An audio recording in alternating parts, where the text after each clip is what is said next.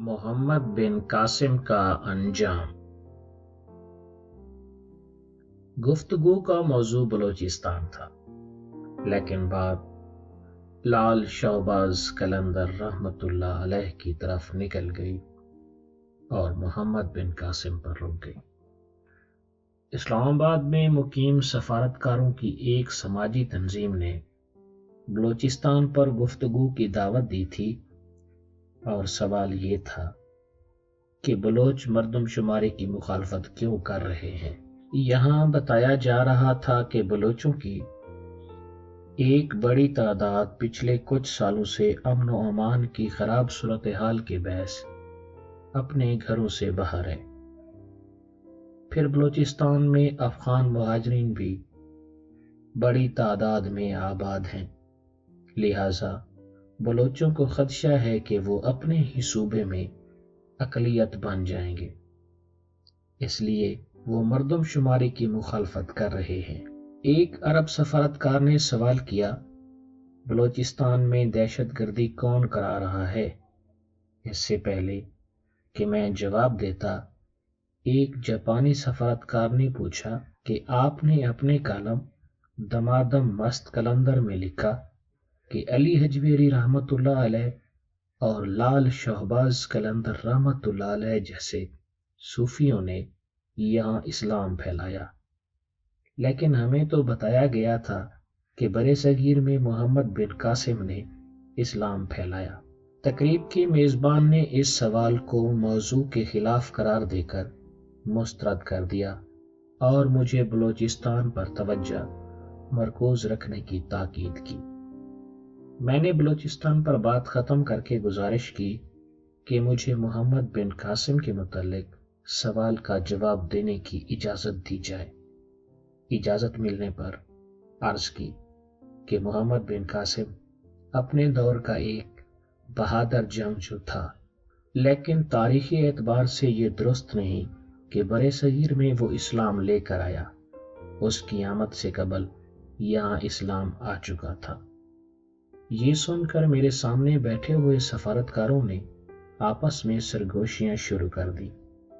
جاپانی سفارتکار نے اپنی اینک اتاری، سر کھجایا اور انگریزی میں پوچھا کہ کیا آپ ہمیں کسی ایسی کتاب کا حوالہ دے سکتے ہیں جس سے پتہ چلے کہ واقعی محمد بن قاسم کے سندھ میں آنے سے پہلے وہاں اسلام موجود تھا۔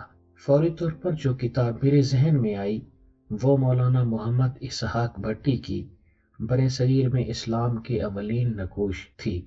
میں نے کتاب کا نام لینے کے بعد کہا کہ یہ کتاب میں نے کافی سال قبل پڑھی تھی، لیکن کتاب اردو میں ہے۔ جاپانی سفارتکار نے کہا، آپ کا کلام بھی اردو میں تھا، لیکن ہم نے اردو پڑھنا سیکھ لیا ہے۔ آپ یہ بھی بتائیں کہ کتاب کہاں سے ملے گی۔ بتایا کہ یہ کتاب ادارہ ثقافت اسلامیہ لاہور نے شائع کی تھی اور بہت سال پہلے مصنف نے یہ کتاب اپنے دستخط کے ساتھ مجھے عنایت کی تھی۔ اب مجھ سے تقاضا کیا گیا کہ میں اس کتاب میں موجود کچھ تفصیل بھی بیان کروں۔ مولانا اسحاق بھٹی صاحب کچھ عرصہ قبل انتقال فرما چکے ہیں، لیکن ان کی تصانیف علم و ہدایت کی روشنی پھیلانے کے لیے موجود ہیں۔ برِ صغیر میں اسلام کے اولین نقوش میں انہوں نے ان 25 صحابہ کرام کا ذکر کیا جن کی سندھ اور بلوچستان میں آمد کا سلسلہ حضرت عمر فاروق رضی اللہ تعالیٰ عنہ کے دور خلافت میں شروع ہوا۔ ان کی تحقیق کے مطابق ایک صحابی رسول صلی اللہ علیہ وآلہ وسلم مغیرہ بن ابو العاص ثقفی رضی اللہ تعالیٰ عنہ نے سندھ کا شہر دیبل فتح کیا۔ ان کے بھائی حکم بن ابو العاص رضی اللہ تعالیٰ عنہ نے ہندوستانی گجرات اور کاٹھیا واڑ کے علاقے فتح کیے، جبکہ اسی دور میں صحابہ کرام رضی اللہ تعالیٰ عنہما کی ایک جماعت نے مکران بھی فتح کیا۔ یہ تمام فتوحات حضرت عثمان بن ابو العاص ثقفی رحمۃ اللہ علیہ کی نگرانی میں مکمل ہوئیں، جو عمان اور بحرین کے گورنر تھے۔ مولانا اسحاق بھٹی نے یہ واقعات بلازری کی تصنیف فتو البلدان کے حوالے سے لکھے ہیں، اور ان کی تحقیق کے مطابق محمد بن قاسم کے سندھ پر حملے سے 78 سال قبل مسلمانوں کے قدم برصغیر پاک و ہند میں پڑ چکے تھے۔ مولانا اسحاق بھٹی نے محمد بن قاسم کے متعلق کچھ دیگر غلط فہمیوں کا ازالہ بھی کیا۔ انہوں نے لکھا کہ محمد بن قاسم نے جب سندھ پر حملہ کیا تو ان کی عمر 17 سال نہیں بلکہ 28 سال تھی۔ وہ حجاج بن یوسف کے بھتیجے تھے اور نہ ہی داماد۔ عبد الملک بن مروان کے دور میں حجاج بن یوسف عراق کا گورنر تھا۔ عمان اور سندھ کے علاقے میں معاویہ بن حارث علافی اور اس کے بھائی محمد بن حارث علافی نے خلیفہ مروان کے خلاف بغاوت کر دی۔ ان باغیوں کو راجہ دہر کی مدد حاصل تھی۔ حجاج بن یوسف نے بار بار راجہ دہر کو خط لکھا کہ باغیوں کی مدد سے باز رہو۔ اسی دور میں سیلون، جو کہ آج کل سری لنکا کے نام سے مشہور ہے، کہ کچھ مسلمان خاندان بحری راستے سے عمان جا رہے تھے، انہیں بحری ڈاکوؤں نے لوٹ لیا۔ حجاج بن یوسف نے راجہ دہر سے ڈاکوؤں کی سرکوبی کا مطالبہ کیا کیونکہ واقعہ دیبل کی بندرگاہ پر پیش آیا تھا۔ راجہ دہر نے انکار کر دیا، جس کے بعد محمد بن قاسم کو راجہ دہر کے خلاف کارروائی کا حکم دیا گیا۔ راجہ دہر کو شکست دینے والے محمد بن قاسم کو نئے حکمران سلیمان بن عبد الملک کے حکم پر گرفتار کیا گیا اور قتل کر دیا گیا۔ اس نوجوان سپہ سالار نے سندھ، راجستھان اور گجرات کاٹھیا واڑ میں کچھ مساجد اور مدرسے ضرور تعمیر کرائے، لیکن اس کے یہاں آنے سے پہلے اسلام ادھر موجود تھا۔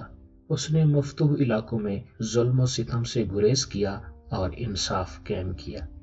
یہی وجہ تھی کہ اس المناک موت پر گجرات کے شہر کھیڑا میں ہندوؤں نے اس کا مجسمہ بنا کر شہر کے وسط میں نصب کر دیا۔ محمد بن قاسم نے بہت سے غیر مسلم بھی اپنی فوج میں شامل کر رکھے تھے۔ وہ کوئی ایسے جنگجو نہیں تھے جس نے تلوار کے زور پر اسلام پھیلانے کی کوشش کی۔